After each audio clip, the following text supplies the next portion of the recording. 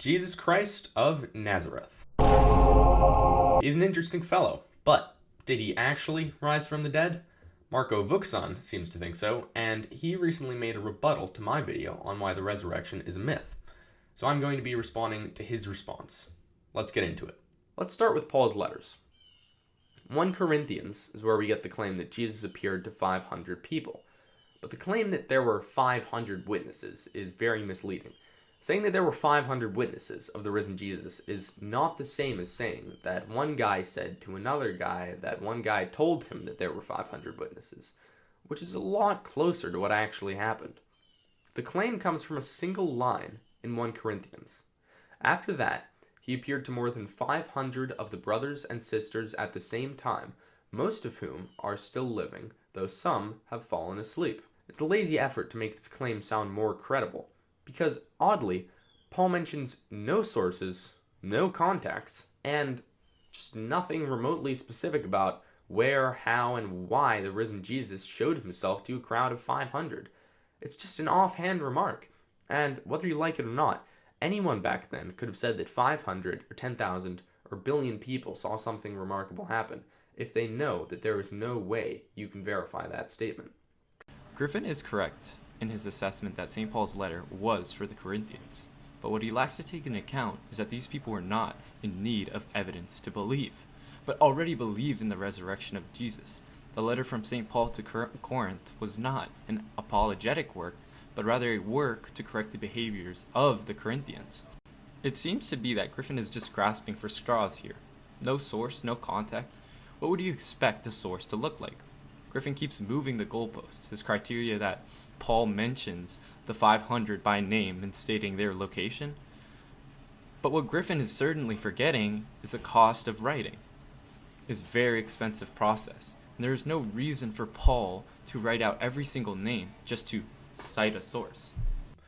While it may be true that Paul was writing to a group of people that already believed, Paul's motivation here is just not relevant. What is relevant is how credible Paul's claim is, and the answer is not very. Regardless of whether he needed to boost his credibility or not, fact is there is no context and no sources. Marco states that the very idea of him including names and location is unreasonable, but I'm just asking for something about where, when, how, and why this extraordinary event happened. Instead, we get nothing. As for the cost of writing, while it was pretty expensive in Paul's time, he wrote extensively to churches across the Mediterranean, and he was funded by benefactors helping him spread the gospel. Including at least an extra sentence wouldn't have put a dent in his bank account. Paul collapsed as he was traveling to the city of Damascus, saw a bright light, and started hearing voices, which is almost a textbook description of an auditory/visual hallucination. That's what Paul is talking about when he says, "Last of all, he appeared to me." The Greek verb used here, meaning he appeared, is used for all of Jesus' appearances in this letter. So, if appeared can mean just seeing a bright light and hearing voices, does he really mean that 500 people witnessed the risen Jesus? Or does he mean that a bunch of people, potentially a number that he exaggerated, all experienced Jesus in this vague way? As Griffin states, Paul uses the same Greek verb, appeared, throughout the whole letter. But Griffin tries to manipulate it using Paul's conversion story as a means by which Jesus appeared to the 500. What Griffin glosses over is that we see in the letter he also states appeared to the apostles. And we can see in the Gospels that it's certainly not the same as Paul's conversion, but rather they interacted with the risen Jesus, and it's not just a visual light. We can see that Griffin's being inconsistent here, trying to manipulate it. The reason this particular account is so frequently cited is because it is one of the earliest New Testament writings we have. It was written decades before the Gospels, and decades before the story of Jesus physically appearing to the apostles was described. So as for what Paul means when he says appeared, we just cannot be sure. But where are the detailed eyewitness accounts of the risen Jesus? Where is the direct testimony of a disciple or a believer saying, "Yes, I saw Jesus after the crucifixion," that apologists seem to cite so often? Well, it doesn't exist. That's right, there are literally no eyewitness accounts of the resurrection. Notice how Griffin here gives us no evidence for this claim? He claims that the Gospels are anonymous and not written by eyewitness sources. But the Gospels were written by the apostles, and certainly the apostles were eyewitnesses. Griffin assumes they're anonymous because they don't have their signature or name in them. Hate to break it to you, Marco, that's the definition of anonymous. But what Griffin does not tell you is that this is how ancient literature was written, and it is just a complete straw man of our position.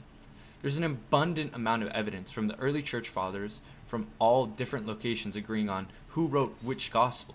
It also makes no sense for the people to attribute the gospels to Mark, Matthew, and Luke, as Mark and Luke were not a part of the 12, and Matthew was a tax collector.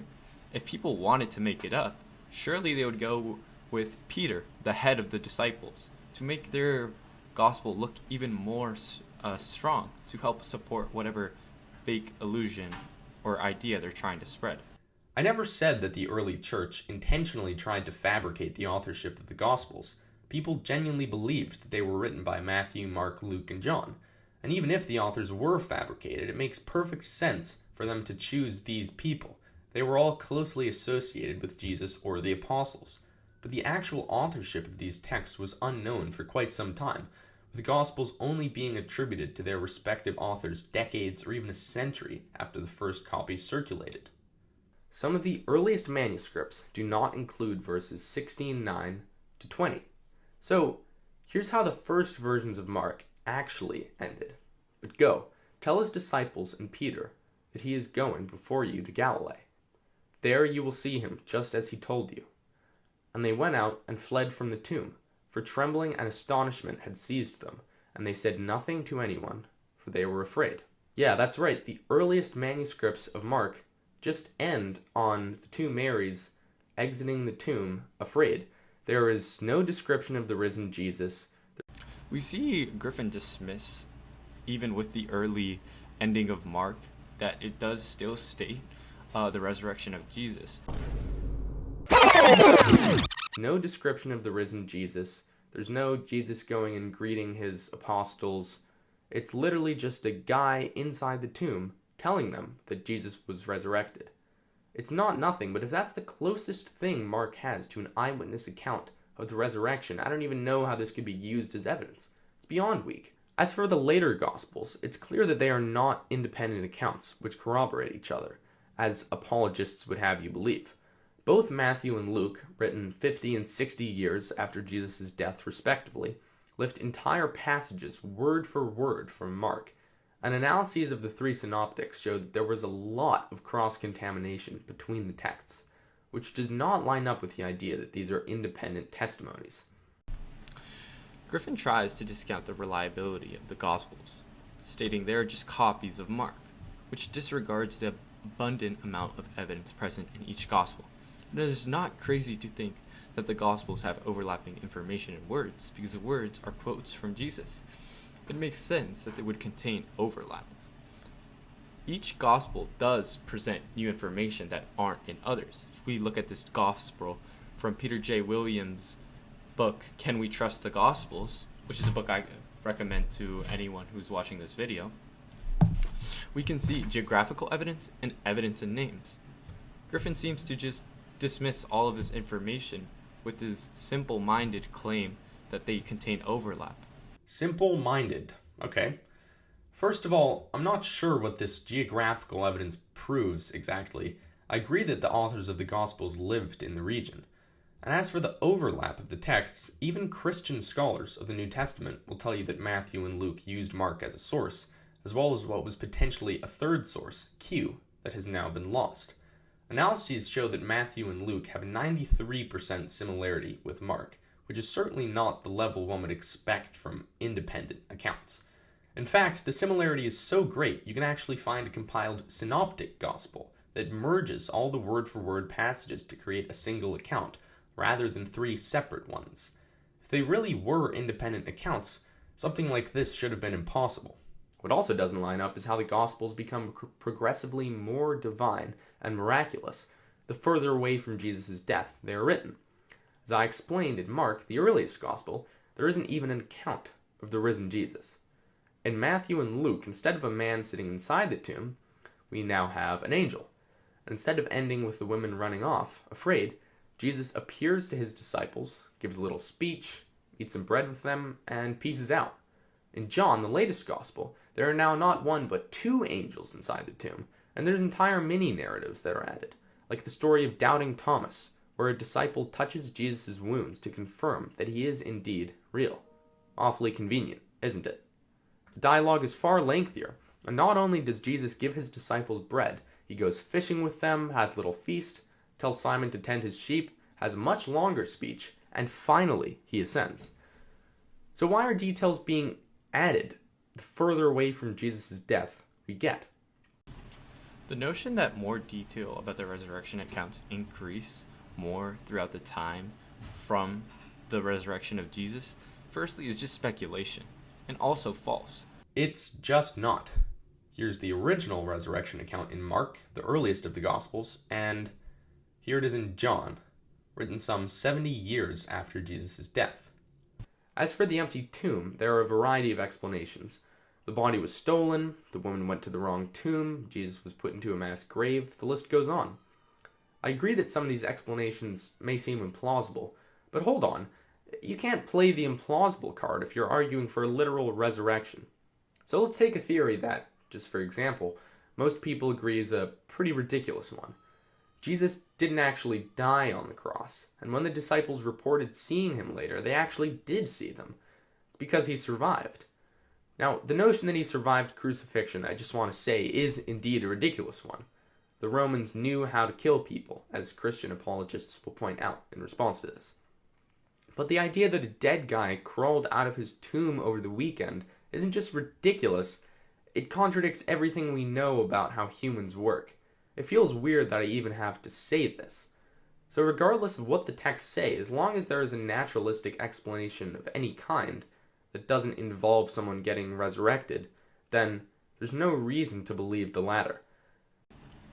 The problem that Griffin is creating for himself is that nothing could convince him that Jesus really did rise, which is intellectually dishonest. No amount of evidence will ever convince him that Jesus rose from the dead. Griffin states that even the answers that make no sense are more probable than someone dying and coming back 3 days later.